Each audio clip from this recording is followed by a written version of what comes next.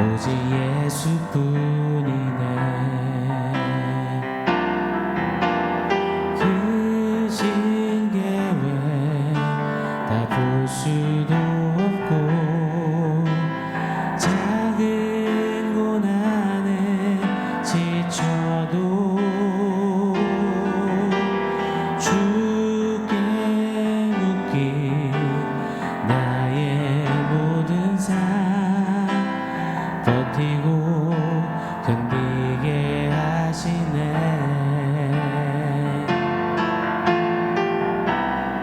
은혜 아니면 살아갈 수가 없네. 나의 모든 것 다 주께 맡기니 참된 평안과 위로 내게 주신 주 예수, 오직 예수뿐이네.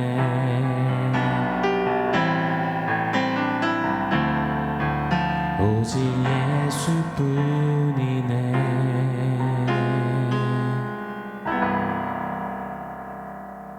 샬롬. 오늘 우리에게 주신 하나님 말씀은 마가복음 6장 16절로 18절입니다. 우리 한 목소리로 같이 읽겠습니다. 헤롯은 듣고 이르되 내가 목벤 요한 그가 살아났다 하더라. 전에 헤롯이 자기가 동생 빌립의 아내 헤로디아에게 장가든 고로 이 여자를 위하여 사람을 보내어 요한을 잡아 옥에 가두었더니 이는 요한이 헤롯에게 말하되 동생의 아내를 취한 것이 옳지 않다 하였음이라. 아멘. 성공하기 위해 물불을 안 가리는 사람들의 이야기를 우리는 종종 왕왕 접합니다. 이들은 잠을 줄이고 건강을 돌보는 일도 바쁘다는 이유로 뒤로 하고 가정도 관계도 뒷전시하기까지 합니다. 새벽부터 밤까지 일하고 또 일하면서 멈출 줄을 모릅니다. 몸이 천근만근을 지나 만신창이가 되어가도 멈추는 법을 잃어버린 사람 마냥 삽니다. 얻고 싶은 성공, 얻고 싶은 명예, 얻고 싶은 자리, 돈, 그런 것들이 있기 때문이겠죠. 그렇기에 일득일실이라고 하나요? 하나를 얻으려면 하나를 잃는다 라는 말처럼 그 한 가지를 얻기 위해 한두 가지, 아니요, 두세 가지, 세네 가지는 거뜬히 대가로 치르기를 거리끼지 않는 우리네 세상인 것 같습니다. 욕망을 위해 사는 사람들도 그렇더라고요. 가령 한탕의 꿈으로 도박에 빠진 이들은 그 한탕을 붙잡고자 가정을 버리고 자녀에게 상처를 입히며 직장도 잃어버리고 법적 책임까지도 기꺼이 그냥 지며 그리합니다. 왜일까요? 이리 분석하고 싶어요. 죄도 헌신을 요구하기 때문입니다.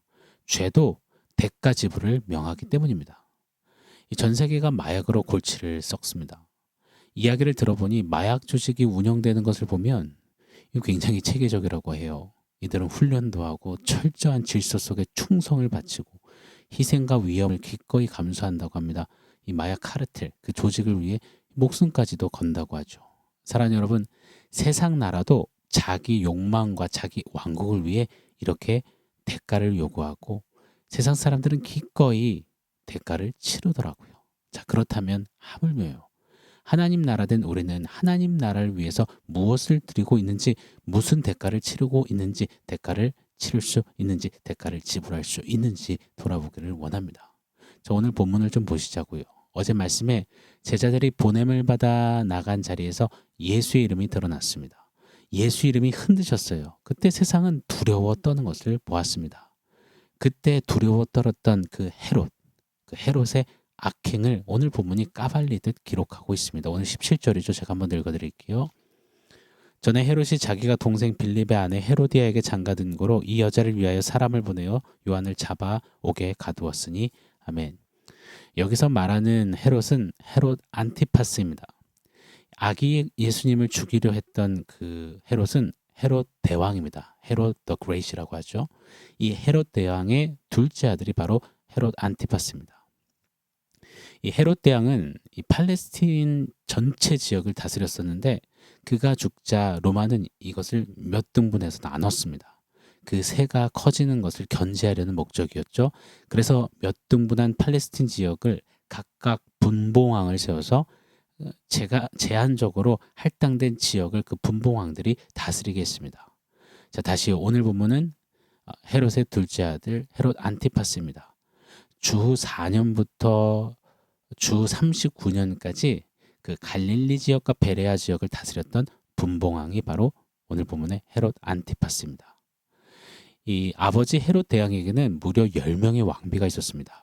그러니까 이 헤롯 안티파스에게는 많은 이복 동생들이 있었습니다. 그 이복 동생 중에 하나가 바로 빌립이었습니다. 한 번은 이 헤롯 안티파스가 로마를 방문하던 중에 이복 동생 빌립의 요청으로 그의 집에 갔다가 거기서 빌립의 아내 헤로디아와 동침을 하게 되었습니다.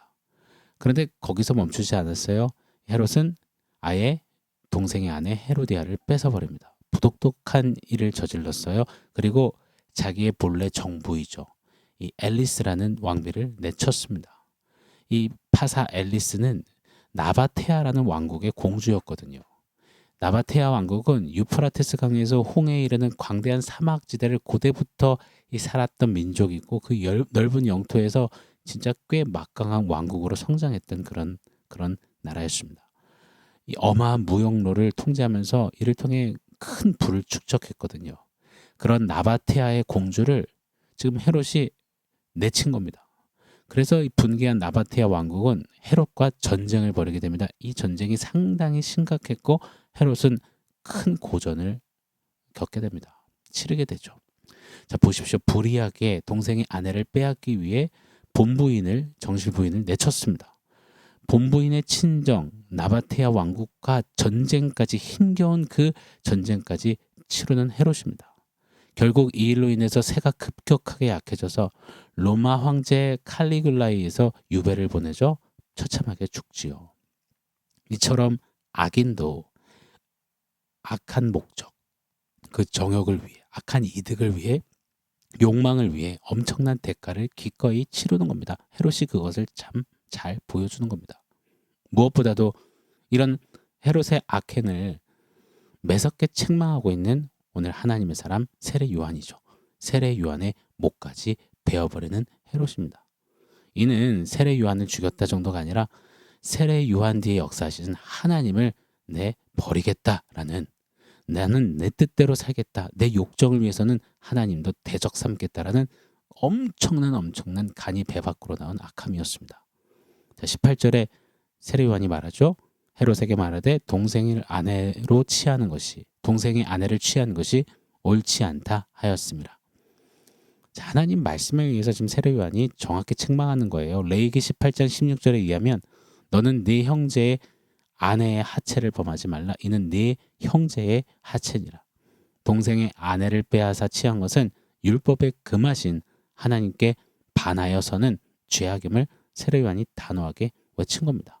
자, 여기서 잠깐이요. 저는 세례 요한에게서 다시금 큰 도전을 받습니다. 오늘날 교회와 목회자들, 이 성도들이 이런 세례 요한의 기백과 정확함과 단호함을 배우고 세우고 겸비해야 함을 깨닫습니다. 하나님 말씀이 분명 옳지 않다 하는 것은 그대로 선포하고 소리칠 수 있는 그 대상이 헤롯이든 대통령이든 권력자이든 엄청난 기득권층이든 관계없이 내 밥그릇에 영향을 주는 사람이든 상관없이 진리에 대한 확신과 용기가 있어야 함을 깨닫습니다. 이 시대의 목회자와 성도가 이를 회복하면 교회는 교회의 능력을, 힘을, 그 기백을 회복하게 될 줄 믿습니다. 교회가, 성도가 세상보다 못한 윤리 도덕으로 어찌 진리의 단호한 선포를 할 수 있단 말입니까? 세례 요한과 같이 정확히 하나님 앞에 살아내면서 좀 담대하게 진리를 있는 그대로 선포하고 소리칠 수 있는 그런 교회, 그런 목회자, 그런 성도가 되기를 힘쓰는 저와 여러분 되기를 간절히 도전하고 축원합니다. 자, 여하튼요. 오늘 본문의 헤롯 안티파스는 적당히 죄를 짓지 않습니다. 죄를 위해, 욕망을 위해 엄청난 대가, 값을 치렀습니다. 하나님을 대적하고 세례 요한을 죽이고 양심을 버렸습니다. 그리고 두려움에 사로잡혔습니다. 자, 이 두려움까지도 감내하며 대가를 치르는 욕망을 위해서 그리하는 이 헤롯. 여러분, 이것이 죄고 죄가 역사하는 세상 나라이며 반드시 그 뒤에 있는 마귀는 더 큰 대가를 요구하더라고요. 로마서 6장 23절에 보면 죄의 싹은 사망이요 맞습니다. 죄는 공짜가 아닙니다. 사망이라는 대가를 치르게 합니다. 그런데 죄된 세속적인 사람들은 그 대가까지도 치르겠다며 죄를 짓는단 말입니다. 자, 여기서 잠깐 생각해 보기를 원해요. 세상뿐 아니라 세상보다 크신 하나님, 세상을 지으신 창조주께서 먼저 대가를 치르셨다는 사실 여러분 익히 잘 아실 겁니다. 하나님께서는 저와 여러분을 위해서 대가를 치르셨어요. 우리 때문에 뭐 천사를 잡으신 게 아니라 뭐 재물 딴 걸 잡으신 게 아니라 보내신 게 아니라 독생자 당신의 하나뿐인 아들을 대가로 치르셨습니다. 하나님 나라를 위해 하나님 나라 왕께서 친히 직접 대가를 치르셨단 말입니다. 그러시면서 우리에게 요청하시고 또 초청하셨습니다. 누가복음 9장 23절에 보면 너도 이제 자기를 부인하고 네 십자가를 지고 나를 따르라. 너도 대가 지불 마다하지 말고 대가 치르면서까지도 나를 따르라. 내 너를 위해서 내 모든 것을 대가로 지불하였다. 치루었다. 사랑하는 여러분, 서두에 드렸던 질문을 한번 드리고 싶어요. 우리는 우리를 위해 대가를 치르신 주님을 위해 그렇게 우리에게 세우신 하나님 나라를 위해 어떤 대가를 치를 수 있습니까? 무엇까지 드릴 수 있나요? 물론 비교하는 것이 좀 적절치 못하지만 헤롯도 그 악한 인간도 헤로디아 때문에 나바테와의 전쟁을 치렀다면 우리는 예수님 때문에 어떤 전쟁까지 치를 수 있냔 말입니다. 이리 또 질문 드려볼게요. 우리는 지금 무엇을 위해 시간을 쓰고 있습니까? 무엇을 위해 돈을 쓰고 있습니까? 무엇을 위해 체력과 눈물을 쓰며 밤을 새우고 또 새우고 있습니까? 세상은 돈을 벌기 위해 기꺼이 밤을 새고 성공을 위해 기꺼이 건강을 내던지고 욕망을 위해 기꺼이 인생을 건다면 사랑하는 하나님 그리고 그래서 우리를 사랑하시는 그분으로 말미암아 하나님 나라 된 우리 저와 여러분 우리는 하나님 나라를 위해서 무엇까지 드릴 수 있습니까? 이것을 한번 생각해 보고 싶습니다. 정직하게 말입니다. 디트리 보네퍼 목사님의 값싼 은혜라는 책을 보면 은혜는 공짜지만 제자도는 우리 삶 전체를 요구한다라는 도전을 계속합니다. 그러면서 십자가 희생이 없는 신앙, 헌신 없는 복음, 땀과 눈물 없는 제자도를 경계 또 경계합니다. 맞습니다. 우리에게 주신 은혜는 값없이 주신 은혜지만 그 은혜는 값을 매길 수가 없어서 값없이 주신 것이기에 그 은혜를 깨달으면 깨달을수록 너무도 고귀하고 놀라워서 그 은혜가 알아질수록 자연스레 그 은혜 앞에 감격해 우리 삶 전체를 기꺼이 드릴 수밖에 없는 것. 그것이 은혜 받은 사람들의 삶이요 은혜의 원리라는 사실을 잊지 마시자고요. 말씀을 좀 정리해 보면은요. 헤롯도 자기 욕망을 위해 전쟁까지 치렀습니다. 세상도 자기의 어떠함을 위해 모든 걸 걸고 대가를 치릅니다. 기꺼이 말입니다. 하나님께서는 기꺼이 당신의 아들을 우리에게 내어주셨습니다. 대가를 치르셨습니다. 그렇다면 이제 우리 차례입니다. 우리는 무엇을 하나님께 드릴 수 있습니까? 시간입니까? 물질입니까? 자존심입니까? 편안함입니까? 하나님 나라를 위해 예수 그리스도의 영광을 위해 어디까지 순종할 수 있는지 우리 한번 좀 정직하게 고백해보는 오늘 한 날이 되기를 원합니다. 원하옵기는 주님 치르신 그 대가집을 기억하며 하나님 나도 그리 기꺼이 드리며 살겠습니다라고 조금 더 가까이 조금 더 깊이 조금 더 진하게 그렇게 고백해 드릴 수 있는 우리가 되기를 축원합니다. 자, 오늘 원포인트는 대가 지불입니다. 값없이 은혜 받은 우리이기에 그 은혜를 진정 깨닫고 그 은혜에 보답하는 삶을 살아야 할 줄 믿습니다. 시편 116편의 시편 기자처럼요. 그 은혜를 무엇으로 보답할고. 자, 그렇다면 우리도 대가를 치르시고 우리에게 쏟아부어 주신 그 은혜를 받은 자답게 우리도 대가 지불하며 은혜에 보답하는 삶을 사시자고요.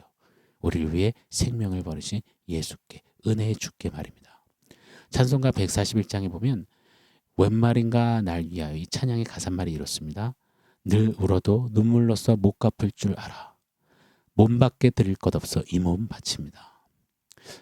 이 은혜, 이 노래, 이 눈물의 고백이 우리 것 되기를 원합니다. 하나님, 하나님 나라 위에 기꺼이 대가 지불하는 그런 성도, 그런 교회, 그런 세대가 되게 하여 주시옵소서. 그때 이 시대는 놀라운 주의 은혜의 영광을 보게 될 줄 믿습니다. 아멘. 사랑하는 성도 여러분, 오늘 말씀과 원포인트 기억하면서 우리 함께 기도하겠습니다.